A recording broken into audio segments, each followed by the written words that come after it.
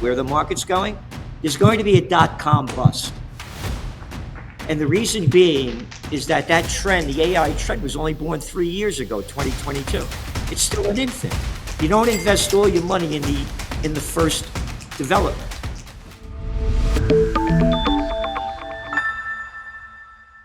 Hello and welcome to Wealthion. I'm Maggie Lake, and today I'm joined by Gerald Celente, founder of Trends Research Institute and publisher of the weekly Trends Journal magazine. Gerald, welcome. It's great to have you on. Well, thanks so much, Maggie, for having me on.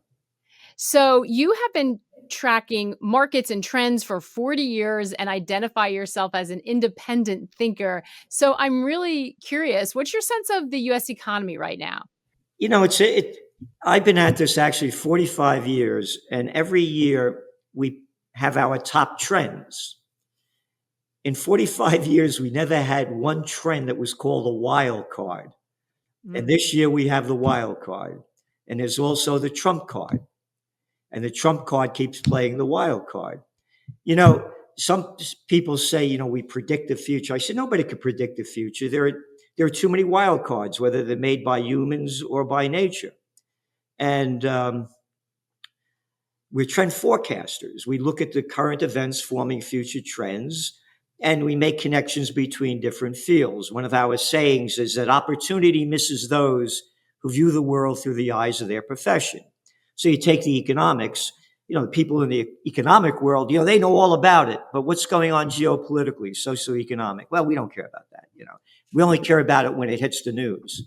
So going back to where it's going, it's a guessing game right now. And hey, when I get into office, I'm going to put 25% tariffs on Canada and Mexico, all right?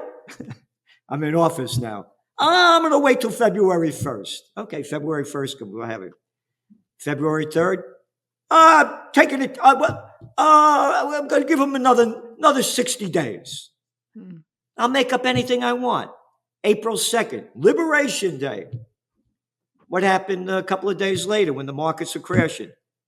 Well, we're gonna wait till July 9th to put those tariffs back on. What happened on July 8th? Well, we're gonna wait till August 1st. I mean, you can't make this stuff up. So you don't know where it's going. And then you're looking at the inflation numbers, and what's coming out now is they're lower than what they expected. So here's the deal. And we're seeing it all the time. Trump is going to do everything he can to lower interest rates. And if anybody thinks that he can't do it, again, we only go by the facts. Let's go back to December 2018. It was the worst Dow since the Great Depression, 1931. What happened? Trump forced Powell to lower interest rates. Powell lowered them in January 2019. The markets went up 22% that year. Trump is only interested in the equity markets and his reputation. He'll do everything to keep pumping it up. But then there's the realities going on, and they're not discussed. NVIDIA stock is skyrocketing. Oh, now they're selling the chips back to China. Oh, what happened in January? Oh, a company called DeepSeek that nobody ever heard of. Oh, we don't need $100 million to make this AI. We could do it $6 million. And we don't need those big chips. And now DeepSeek is the most used AI in the world. So we're looking at trends again. Trends are born, they grow, they mature, reach old age, and die. Where the market's going, there's going to be a dot-com bust. And the reason being is that trend, the AI trend, was only born 3 years ago, 2022. It's still an infant. You don't invest all your money in the first development.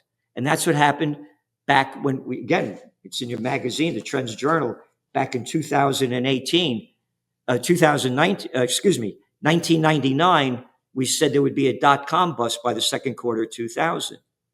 The AI, the internet revolution was just born several years earlier, and people were investing in all these new things that made no sense. So there's a rush of speculation. Let's pull a couple of those apart, because it sounds like, first of all, that you see a disconnect between what's happening in markets and what's happening in the real economy. Absolutely. Again, look at the numbers. Here, housing. The cost of a house has gone up over 50% since they launched the COVID war in 2020. Once upon a time, first-time home buyers, 40% were first-time home buyers. 40% were first-time home buyers. Now it's down to 28%. Rents are going up. They can't afford to buy a house. But going back to the dot-com bust, they've overinvested in it. China is going to lead the world in AI. Again, we're political atheists. It's not what you like, what you want, what you wish for. It's what is. You just look at things the way they are. Here, going back to putting the trends together. Before Bill Clinton brought China into the World Trade Organization, which they officially came in 2 weeks after 9/11, in 2000, 10% of Chinese 18-year-olds went to college. Today, almost 70%. Young people are all high-tech AI addicted. So what we're saying is there's going to be a dot-com bust. The markets are overvalued. Look what's going on now. The banks and the hedge funds, they're not, you saw with BlackRock numbers that just came out. They're not doing what they thought they were going to do. And it's going to come down. It's artificially propped up. There's no relationship to Wall Street to Main Street. It does not exist. If you have any questions about how to navigate the current environment, Wealthion can help connect you with a vetted advisor to get a free portfolio review. Just click the link in the description below or head to wealthion.com/free. There's no obligation and it will just take a few minutes of your time. Again, that's wealthion.com/free. Thanks so much for joining us. So if the trend for you think the trend for the stock market is lower because there's too much speculative sort of, so I guess, fast money in it, chasing some AI outcome that we may be losing the edge on. Why does it seem like it's going to be a bubble bursting in a crash rather than just a correction? Because of all the trillions of dollars that have been invested in these make-believe AI companies, one after another. The Chinese are going to lead the charge in it, and they're doing it at a lot cheaper level. They're way overvalued. It's like investing in an automobile in 86 or something. Do you put all your money in the first automobile company? And again, China's going to, America, we got 340, depending on whose numbers you look at, about 45 million people. China has 1.4 billion. And their education system is becoming more advanced, way more advanced than ours. So again, the young people are totally addicted to this stuff. And they're going to lead the charge in it. So we see a dot-com bust. Another thing that no one's talking about. Let's go back again. Remember when the COVID was going on? Don't come to work, stay home. Your office vacancy rate in the 10 largest cities in America is around 20%. Before COVID, it was around 11%. There's going to be failures on defaults on loans in office buildings. They're not talking about this. The leases are now coming up. That was 5 years ago. Leases are 5 and 10 years, So a lot of these leases are coming up and they can't pay the rent, the loans. You're going to start seeing, let's go back to 2023. 3 banks went bust: Signature, Silicon Valley, and First Republic. Look what happened to the markets. 3 banks, poof, markets go down, gold goes way up. You're going to see more than 3 banks fail. And nobody's talking about this. What do you think? A lot of people have been concerned about the extend and pretend on commercial real estate, about housing, about some of the weaknesses that you're talking about. And yet the recession people have called for hasn't shown up. I mean, 3 years now they've been looking for it. We have had a lot of government spending to help prop things up. Yep. What is the catalyst now that you think is going to finally create a situation where the economy really starts to buckle? It sounds like you think a recession's coming. Is that right? Absolutely. Yeah, and it's global. I mean, it's not. Hey, take a look at Germany, the 3rd largest economy in the world. They've been in recession for 2 years, going on to their 3rd. Oh, now they're borrowing $1 trillion to build up their military and the infrastructure. All right. It's one country after another. It was artificially propped up with trillions of dollars to fight the COVID war. I thought everything would crash when they locked down everything. Mm. I didn't know they pump in trillions of dollars, bring interest rates down to zero. I mean, you can't make this stuff up. I thought things would crash again in 2012. I took out the domain name, the Panic of '08 in 2007. I call the 1987 stock market crash. I was totally wrong in 2012. They didn't teach me about a thing called quantitative easing Yeah. in So economics 101 at graduate school. They're going to make up anything they can to prop this up. So doesn't that argue that that they'll take these extraordinary measures and you won't get the crash again? That they will pull out something new out of their financial toolbox to prevent that from happening? That may well happen. They'll make up anything. Look what's going on with the digital world now, with stable coins and on and on and on. And let's go back to Trump again in the magazine. Only the facts. Only the facts. We quote him going back from 2019 up to 2021. How he hated Bitcoin, how he hated cryptocurrencies, what a fraud it was. What he got, over $100 million from the crypto club when he ran for president? Tens of millions of dollars from the crypto club for his inauguration. His sons, his family, his team, all in the cryptos. And what did we say when that happened? We said Bitcoin's going to explode. And as we're talking now, it's what, almost $120,000 for a coin that's invented on absolutely nothing. So they're going to do anything they can. And they may say things like, oh, we're going digital now. And this digital that we have is worth so much money, we just got rid of our debt. They'll make up anything. Will it work? Let's go back to the Great Depression, 1933, Franklin Roosevelt. Everybody turn in all your gold. If you don't turn in your gold, you go to jail. What happened? The people turned in their gold. They gave them $20.67 an ounce. 1934, passed the Federal Reserve, the Gold Reserve Act. They increased the price of gold after they stole it from the people. 70%, brought it up to $35 an ounce. They'll do anything they can. People call it a government. I call it a crime syndicate. And again, only by the facts. What is JP Morgan Chase? How many felonies they've been convicted of? Oh, only 5. Oh, what happened during when the Panic of '08? Oh, the Federal Reserve only dumped in $29 trillion to bail out the banksters that caused the crash with their derivatives. And hey, you don't have a job? You're deep in debt? Don't worry about it. We got a subprime mortgage. Sign over here. Oh, that's not my number, by the way. That's from the Levy Institute at Bard College. We only put the facts in there. It's a crime syndicate. Do you mentioned at the beginning that usually you can, sort of follow the trends, but this time there's a wild card. Is that wild card solely the Trump administration, or are there other factors that changing on the sort of macro global landscape that make this period particularly uncertain? Yeah, there are a lot of a number of things. Let's look at the BRICS and how much of the world has had enough of the United States economic and geopolitical hegemony. There's going to be a death of a dollar. And again, going back to the wild card, the lower interest rates go, the deeper the dollar falls. And look at again, only by the facts, the dollar this year is down what, 10.7% since the beginning of the year?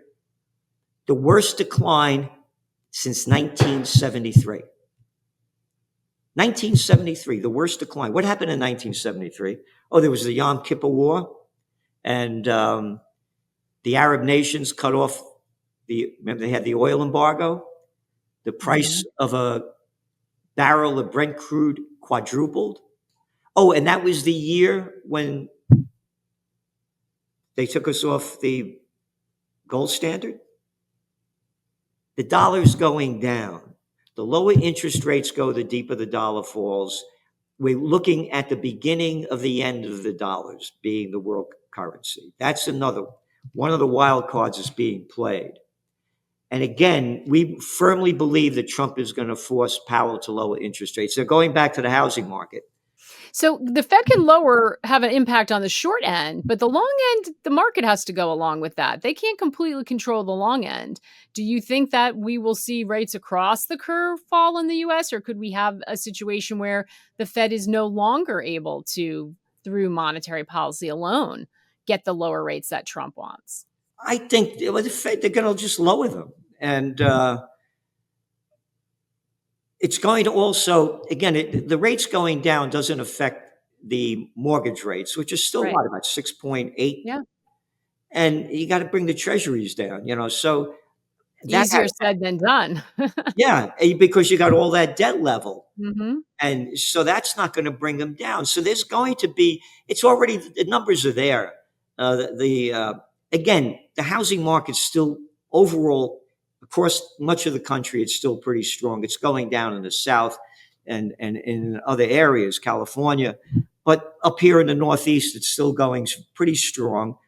And yeah, the prices aren't going up as much as they were. They were going up at very small numbers, but they're still very high. So we don't see the prices going down unless there's a real crash. And even then, it'll only be a temporary hit. So the housing, but again, going back to the commercial real estate, that's the one to look to. Here, there's an article in this week's Trends Journal about the, let me see if I can find it right here quickly, about the most U.S. warehouse space now vacant, more vacant since 2014. So they overbuilt in the warehouse sector. It's one after another where they've overbuilt. Mm. So we're looking at, again, look what's going on with OPEC. They're putting out more to show you how bad the economy is. They're producing more oil, OPEC plus, as demand is down because these countries need the money. They should be holding back on supply instead of expanding it. There's a global slowdown. It was artificially propped up when they printed all this money backed by nothing and printed on nothing to fight the COVID war. Hey, stay home. Don't worry about it. Here's some money. Hey, I'm a big airline. Here's several $1 billion. All right. I mean, they did it right in front of our eyes. So what is the you paint a fairly grim outlook, at least short term, for the U.S. economy. If you think the dollar is on the decline in a more permanent basis, moving away from being a reserve currency, that the stock market is a bubble that's going to burst, the economy is got some serious problems underneath the hood, even though it's been chugging along thanks to spending. That looks vulnerable. The U.S. is about to lose its leadership in technology. Who is there an upside somewhere? Like, what is the implication for that? It sounds very negative for the U.S. It is negative. Again, it breaks my heart to see what's happening. Again, Is there a beneficiary? Is it the U.S.'s loss at someone else's gain? It's everybody will lose. It's a downtime. We're the largest economy in the world and only 340 something million people. Here, again, when I say nobody can predict the future, we used to say that the 20th century was the American century, but the 21st century would be the Chinese century. You know why? Because the business of America is war and the business of China is business. That changed. Go back to January 2020. China launches the COVID war on their Chinese Lunar New Year, the year of the rat. They locked down the country for 3 years with zero COVID policy. And this is they knew everything that you were doing, every place, everywhere. They locked it down. You have to put the trends together. I mentioned before they got into the World Trade Organization. You look at China's GDP, it was like this. They get into the World Trade Organization, skyrockets, and the companies from the West went over there and started manufacturing and gave them all the manufacturing and high tech and heavy industry they never had. Boom. They have a skyrocketing real estate boom. With every boom, there's a bust. 30% of China's GDP was real estate related from the boom. They made a bad situation worse by locking down the place. So now China's economy isn't doing what it was going to do. And so I'm trying to say is that it's global, and they're doing everything they can. Again, we put the numbers out. I mean, you look at him. We have a whole section in this journal. Here, spotlight, China's up and down. China's factory prices fall again as trade war drags on, one after another. But also, their exports are going back up again a little bit. You know why? Because they're going into all the other countries. Yeah. And now we just look what just happened with Trump. He's going to put, 100% tariffs on Russia for the people that buy the stuff from Russia, the oil. He's putting on a 50% tariff on Brazil. Oh, that's going to bring up the coffee prices, beef prices, orange juice. It's wild, and you don't know where it's going to go. Do you think that the tariff policy is a necessary rebalancing of world trade, or do you see it as a policy error? Actually, I believe in the tariffs. And again, it's not what I like, what I want, what I wish for. I don't support, haven't voted for a president since Ron Paul, just to make it clear. I can't stand any of the guys in there with their warmongering. I launched a movement called Occupy Peace. So I hate what they're doing. So going back, I'm sorry, the question you asked me. Tariff. Did you see it as a necessary rebalancing? I'm up here in Kingston, New York. This is the third Dutch settlement, more pre-Revolutionary War stone buildings than anywhere else. Shirt factories used to be here. Factories. There was a middle class. I believe in tariffs. And again, you only look at the facts. Look what happened when Bill Clinton brought China into the World Trade Organization, the NAFTA.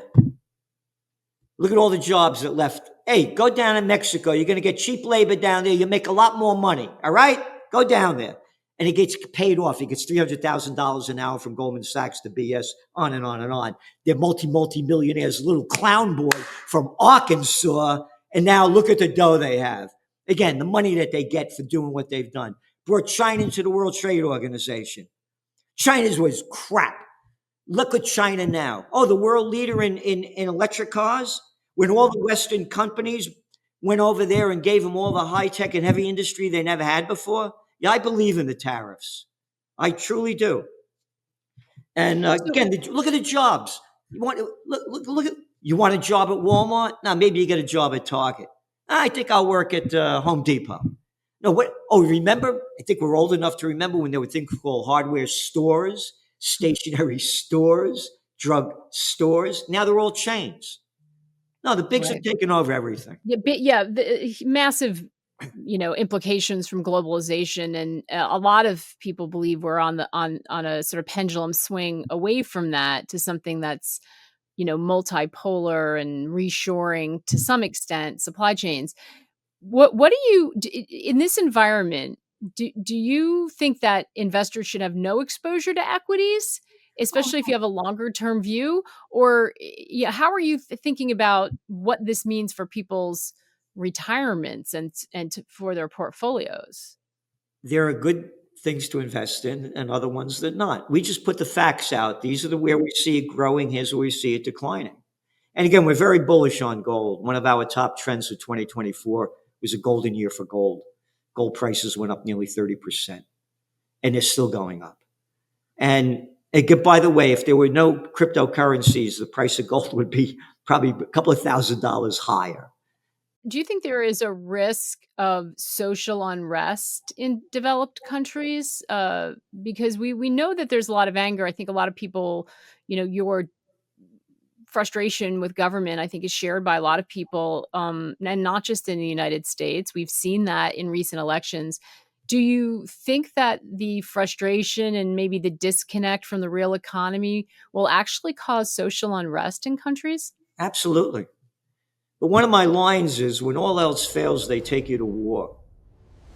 And again, we only go by the facts. Again, you take the Israel war. People forget there were 39 weeks of protests going on before Hamas attacked.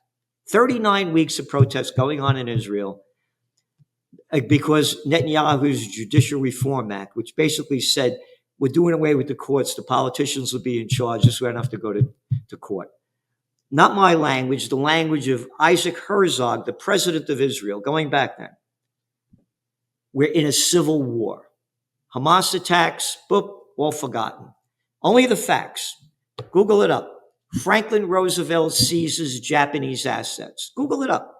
History Today, mainstream.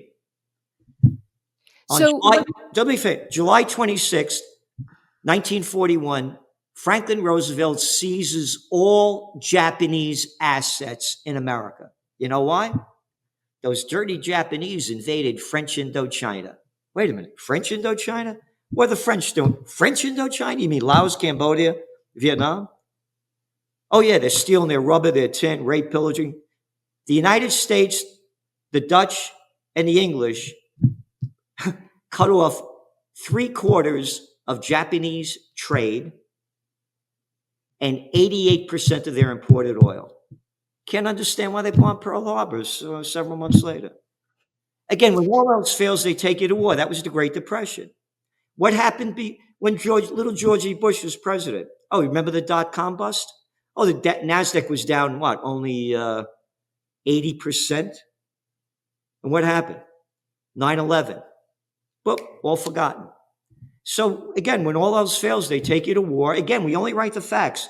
France, one country after another. Germany, I mentioned, they're all building up their military. And that's my greatest concern. Yeah. So it does feel like the global landscape is shifting. I just want to pivot back a little bit to the investment side of things. We were talking before about Bitcoin. Do you see the momentum in the digital asset space, be it Bitcoin, stable coins? There's a lot of momentum coming out of Washington, as you mentioned. Do you see that continuing, or is this something that is very much tied to Trump and the interests of his family that can reverse? Like, are you long-term? Do you think long-term this is an innovative wave that's going to continue, or would you be wary about putting too much stock in what's happening in that front? Again, as they keep making money on it, they're going to stay in it. And then if something happens that changes it, then you have a different viewpoint of it. But right now, just a couple articles here in this week's magazine. Here we go. Yeah. Trump goes from crypto skeptic to its savior in one campaign. We have one article after another about the world going crypto. And again, it's the digital world going back to AI. Go to China. Nobody uses credit cards or cash anymore. Just put your palm out. You get your money. There's going to be central bank digital currencies. And again, they may invent something like we said. We're going with a digital coin now, and this coin's worth so much money. We just wiped out our $37 trillion worth of debt. We see it right now. Again, things could change, but as we see it now, we've been positive on Bitcoin, by the way, for nearly a decade. And again, don't like it, not what I like, but we look at it for what it is. And it sounds like the only thing that you really feel very comfortable with is gold. Yes.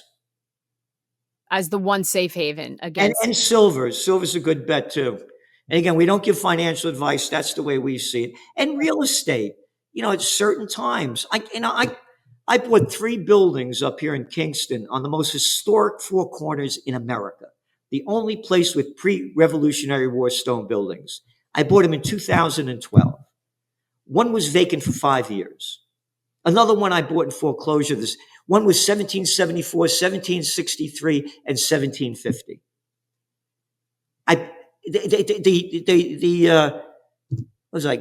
The mortgage rate was like about 2.8%. Crazy. So there's a time to buy. And it's not now, but we're very, real estate is the long-term investment as we see it. What would cause you to become more constructive, to change your mind about the serious crashes and downturns that you are worried about for the US? This again, I mentioned I launched a movement over a decade ago called Occupy Peace. They have peace rallies every year. We're spending $1 trillion plus for when you put in the CIA and the NSA and all that a year for the military. Yeah, not my language. Mm. The guy was his name? Pull it over here. I know the quote, but just want to get it perfectly right. Oh, by the way, here was the Trends Journal .com this when we said there would be a .com bust. Mm-hmm. The quote is basically that the military-industrial complex is robbing the nation of the geniuses, scientists, sweat of the laborers, and the future of the children. Dwight D. Eisenhower, 5-star president, supreme commander of the Allied forces. The country's rotting in front of our eyes. Go on a subway in New York. It's like a night in Calcutta. The roads, potholes everywhere. Look at the country going down. Homeless people all over the streets. We got to rebuild the country. And they're not doing it. And by the way, the only way I see things changing, once upon a time, there was a thing called what is it? The Black Plague, and 60% of Europe was wiped out. What followed it? The Renaissance. They used to say in Italy, at the height of the Renaissance, alla Romana et alla antica, in the manner of the Romans and the ancients, to describe the quality of their work. And we need a Renaissance. We need to bring back the spirit of what this country used to be, and it's all gone now. And it breaks my heart. But you can't do it without the money. The Medicis made it happen the last time. But where are the billionaires doing anything for this? Not a penny for peace, not a penny to bring the spirit of the people up. And we need to bring the country back to the spirit of our founding fathers. And again, remember at one time, my parents' generation, everybody in the world wanted to come to America. Not anymore. They're leaving. And they don't want to come here anymore from other countries. Unless, of course, you're in a country where, you have poverty and government corruption, crime, and violence. So that's, to me, is what happened. We need people that are concerned about we the people and not themselves. Well, I think that's a wonderful call to action to leave people with, Gerald. I detect some hope in there among all the concern. So I think that's fantastic, and we'll leave it on that positive note. But thank you very much for being with us. We appreciate it. And thank you so much for having me. And just one final word.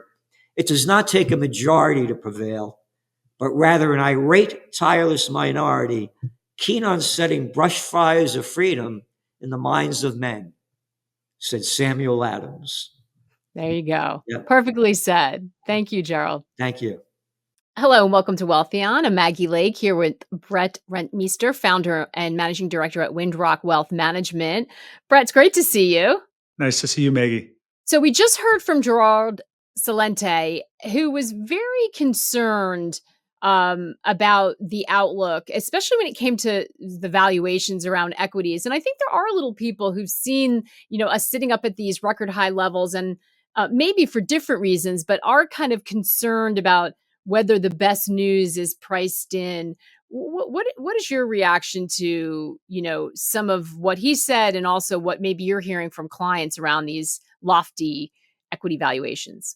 Yeah, well, I mean, the reality is Gerald's bringing up something that's been with us really since the tech bubble in 2000, which is this era of printing money when anything goes wrong in the world. And the printing of money over time has been magnified, right? It was bigger during '08 than it was during the tech bubble in 2000. It was bigger during COVID than it was during '08. And so with that money printing, what he says that resonates is it does create kind of this false pillar of support that we think is there on valuations. But if not for the money printing, we might feel very differently. So the challenge looking ahead is, as he was saying, yeah, fundamentally, if you take the money printing out and you just look at things, there's reason for great concern. Valuations are stretched, et cetera, et cetera. But he also did acknowledge Trump is going to do everything in his power to keep things elevated. So, it's kind of this tug and pull between fundamentals on their own versus a world where there's the fundamentals and then there's governments on top trying to support everything. And I think that's the big unknown. Yeah, and we're kind of addicted to that money flow, right? That government printing, and so I think people are kind of worried. Can we go cold turkey, or how have we hit the end of what's possible? One of the things he mentioned, which I sort of laughed about, and he was very colorful describing it, was the uncertainty, that's come with the Trump administration trying to figure out, especially around tariffs. Has it been hard to navigate that? And are you hearing from clients who are, trying to figure out what it means, trying to make investment decisions? And it seems like the future is so uncertain now. Yeah.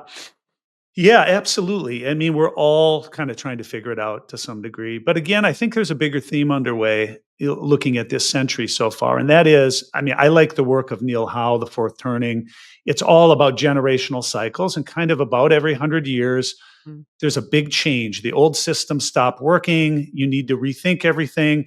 And by his math, we're right there. And I think we're seeing that. And so it's not just Trump and new policies and uncertainty. It's the culmination of, I had a client say, hey, I was growing up in the 60s and we knew Social Security wasn't sustainable back then. And here we are in 2025. So there's nothing new here except that we just kick the can, kick the can, kick the can. And nobody knows when the music ends and you can't kick the can anymore.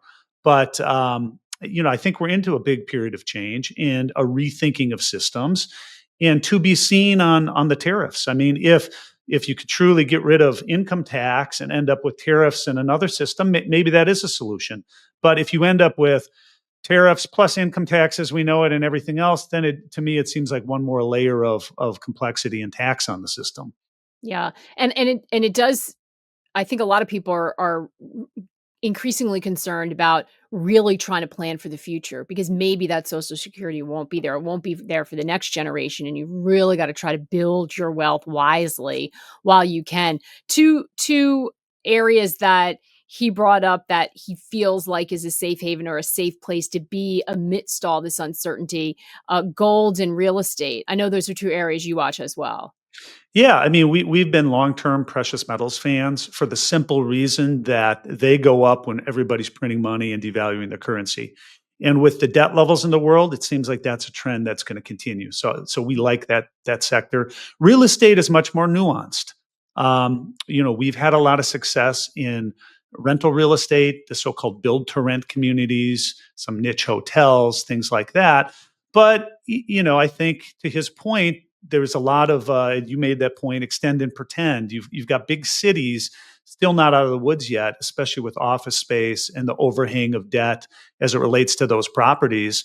So I don't think you can just say all real estate. I think you have to get into the niches and find new trends. And I think this build to rent real estate is one of them, where people want to live in something that feels more like a single family home community, but they want to rent. They don't want the mortgage. They don't want the uncertainties. So I think there are always going to be sectors like that in real estate that are attractive, but you've got to, pick your battles.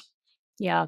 Yeah, especially when it's harder for younger people to jump right into home ownership. And there's an argument for labor mobility that, maybe you do want to rent for a little while. So I could see why there would be a sort of consistent appetite for that build to rent type of market. The last thing let's finish up on and return to is equities, because listen, so many people have, that's a big part of their portfolio. That's just kind of where those 401 flows have been. Even if you're nervous and you have a short-term horizon and you need that money and you're worried about a pullback, is it wise to have no exposure to equities? Or is this another situation where you have to be smart, you have to be nuanced and own quality, but you're playing around the edges in terms of how much of an allocation you have? Or is having zero exposure an actual option? No, I mean, I don't think going to zero is a good idea. Just simply because, even if the market's overvalued, there are always pockets of value out there, and we've found a lot of them over the years. Plus, for the average investor, they're still living in a stock bond paradigm. So then it means you put all your money in bonds. Bonds might be the epicenter of the next crisis. And you're capped on what you can earn. So we like to think outside of stocks and bonds, as you know, Maggie, and we like to include hard assets. We like to include private investments. We like to include AI related things. But again, yeah, there's a danger if you're just chasing the AI mega caps that are running. I mean, there could be a significant pullback at some point. So I don't think you go to zero, but I do think the average American, especially someone close to retirement or retired, probably has way too much emphasis on the US stock market at this point. Something that's really important and maybe a good thing for all of us to go take a really close look at. Brett, appreciate your thoughts. Thank you. If you have any questions about how to navigate the current environment, Wealthion can help connect you with a vetted advisor to get a free portfolio review. Just click the link in the description below or head to wealthion.com/free. There's no obligation and it will just take a few minutes of your time. Again, that's wealthion.com/free. Thanks so much for joining us. We'll see you again next time.